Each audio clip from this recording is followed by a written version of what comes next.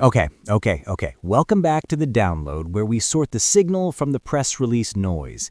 If you care about margins, moats, and whether your next show survives the next budget review, you are in the right feed. So get this, Netflix is quietly building a prestige podcast slate around Brian Williams, true crime, and heavy fandom hosts. We'll talk about why that might be a churn and IP play more than an audio ad business. And then RØDE rolls out AI-enabled studio hardware while Hulu and CNN lean harder into video-first talk. We'll look at how that might push every network toward cross-format AI-assisted production, whether they like it or not. After that, we'll break down Magellan AI's March spend numbers, why Quince keeps showing up at the top of the charts, and what that might mean for how CROs price premium audio versus video. Dry, plus a quick look at how Netflix, Higher Ground, and iHeart might be turning podcasts into prestige IP labs, and what that might signal for mid-tier talent trying to keep their deals. All right, enough preamble. Take a breath, pull up the dashboard. Let's start with Netflix's podcast push and what that might mean for your next talent negotiation.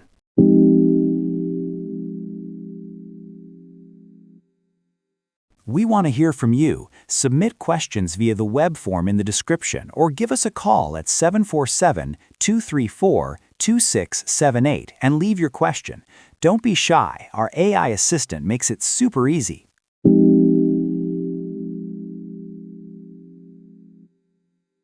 Okay, so get this. Netflix is building a podcast slate that looks less like Let's Try Audio and more like Prestige TV, but in your ears. Bloomberg reported they've lined up Brian Williams, Stephanie Sue, Evan Ross Katz, Ellison Barber, and puzzle guy David Kwong. Interviews and true crime as the spine. That is not an experiment. That is a strategy. And here's the thing. This is not about ad revenue. Netflix is playing a different game. They care about churn, fandom, and IP that can graduate into series and films. Think about Brian Williams for a second. You do not hire that voice because you want a mid-roll CPM. You hire him because he can host newsy conversations that make your app a daily habit instead of a weekend binge. Stephanie Sue and True Crime, that is Netflix doubling down on the I finished the doc, now what problem.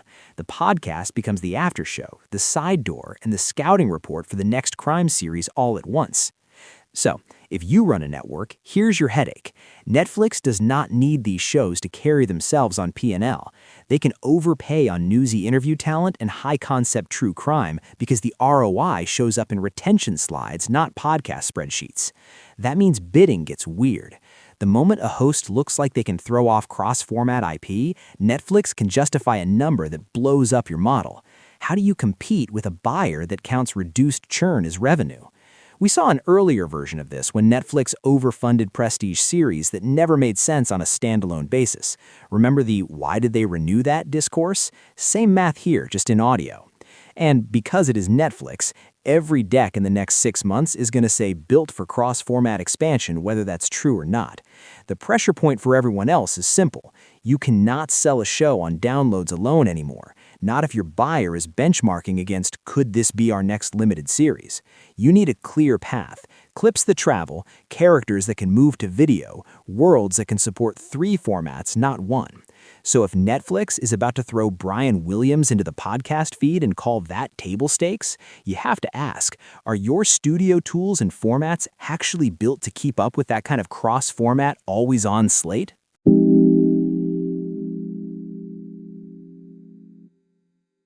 Building on that, plot twist, the most interesting AI and podcasting story right now is coming from a hardware company.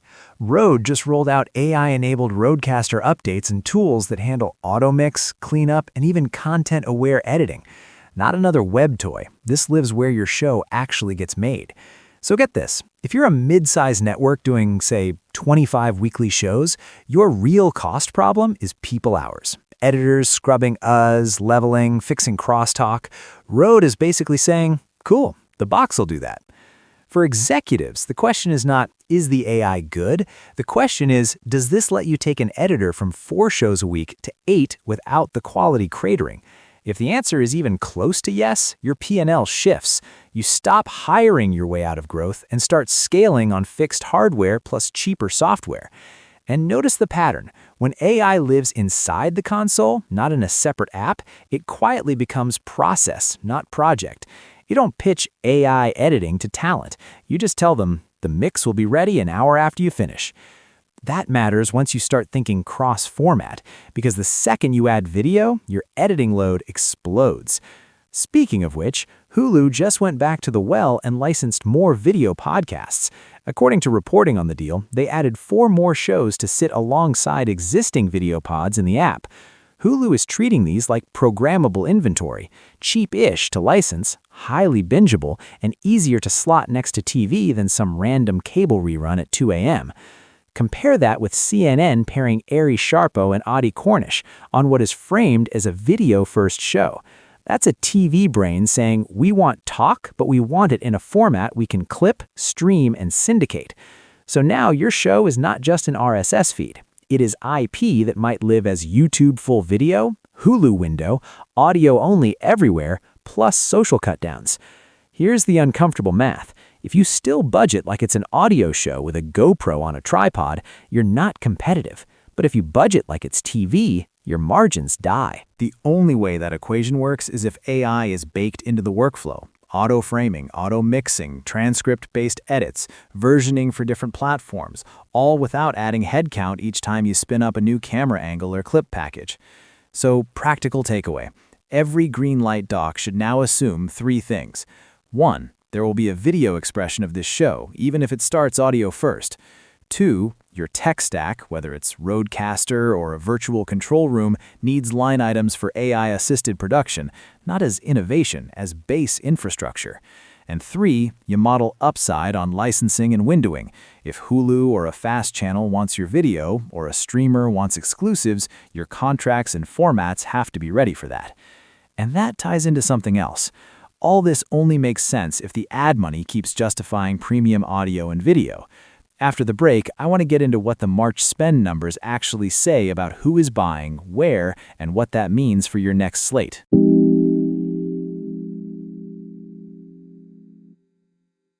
Okay, so get this. While everyone is yelling about video, the ad dollars in March behaved like it was a very normal, very audio-first month.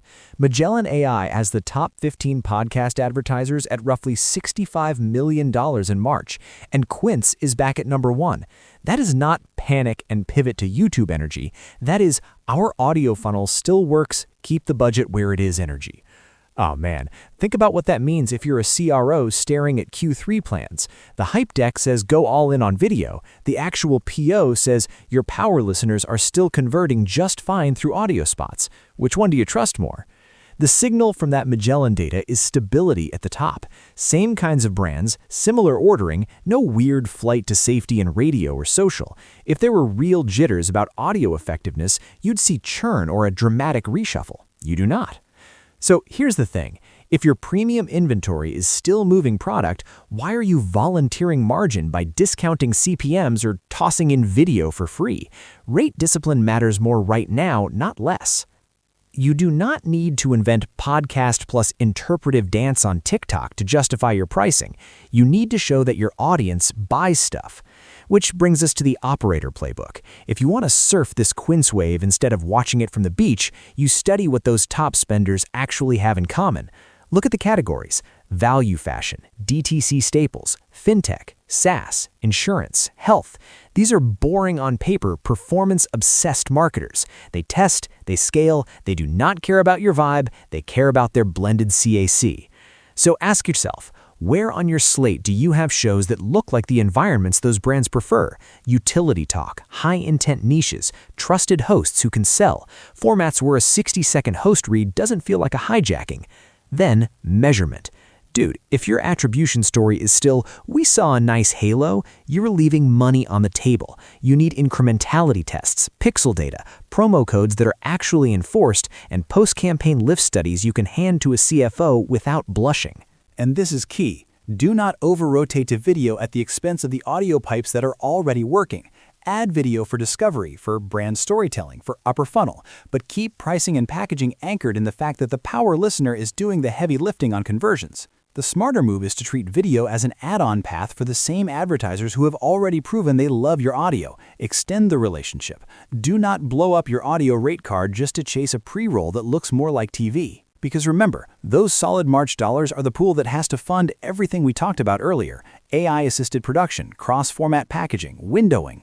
If you torch your audio pricing, you shrink the pot you need for that experimentation, which tees up the next big question. Who actually gets to sit on top of those stable budgets? Is it mid-tier workhorses, or is it the people with Emmys and press tours?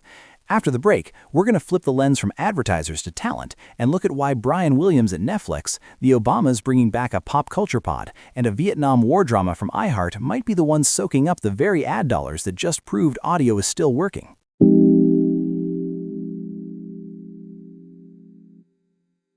Shifting gears a bit, oh man, the talent chessboard just got spicy.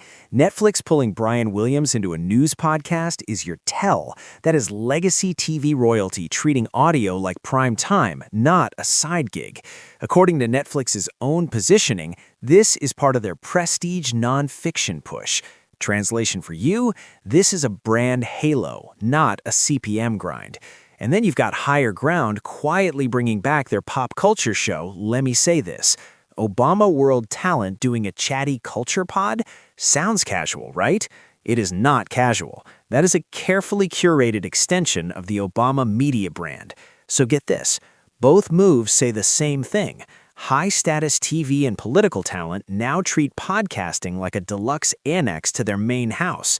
If you're bidding on those people, your contract cannot read like 2018 weekly podcast host. It needs to read like multi-format franchise partner. Practically, that means 3 clauses minimum. First, who owns the underlying IP if this audio concept turns into a book, docuseries, or live tour? Second, who controls windowing if you spin a TV version, maybe a YouTube cut, maybe a TikTok channel? Third, the right of first refusal if a streamer waves a big check at the same concept. Because here's the thing, Netflix, Spotify, Amazon, iHeart, they'll happily overpay for the cleanest packages, the ones where they can say to their board, we own the roadmap from RSS feed to limited series to game adaptation. Which brings me to iHeart's new scripted drama, Saigon. Kelly Mae Tran, Rob Benedict, Hollywood Scope, Vietnam War story. iHeart is not doing that only for CPMs. Scripted is their R&D lab. You see the world in audio, see if the fandom shows up, then you walk into a TV or film partner meeting with proof of concept. So if you're an exec greenlighting shows, the question is no longer, is this a good podcast? The question is, can this be a good pipeline? Can it throw off formats, spin-offs, international remakes? Can you picture the pitch deck for the next buyer before you even cast the pilot? And this is where it gets a little brutal. All that money chasing high-profile, marketing-easy names puts a squeeze on mid-tier talent, those hosts with decent numbers but no built-in PR machine. Their rates will quietly flatten, while the top tier adds back-end, EP credits, and upside on future formats. If you're in that middle band, you have 2 options. Either you become your own mini studio, walk in with a Bible, art, and spin-off ideas baked, or you specialize hard. Niche authority, ruthless consistency, and costs that make you impossible to ignore on margin. For everyone else, here is the takeaway. Every celebrity deal you sign from here on should assume success looks like cross-media exploitation, not a hit RSS feed. If these bets keep stacking up, your listeners' feeds will feel less like a loose grab bag and more like the development slate for half the shows they'll be streaming in 2 years.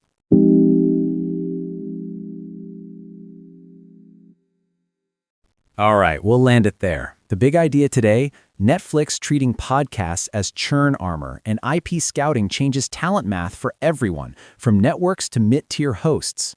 If your shows cannot prove cross-format value and feed a broader slate the way their Brian Williams play does, your next renewal is going to feel very different. One-sentence takeaway, build for video and IP migration, budget for AI-native workflows, and keep audio priced like it still converts, because the March spend says it does. If this helped sharpen your next board memo, send it to one colleague who needs the wake-up call. Hit follow, drop a quick review, and email tips or rebuttals to thedownload@heymatto.com. Thanks for listening to The Download. More signals soon.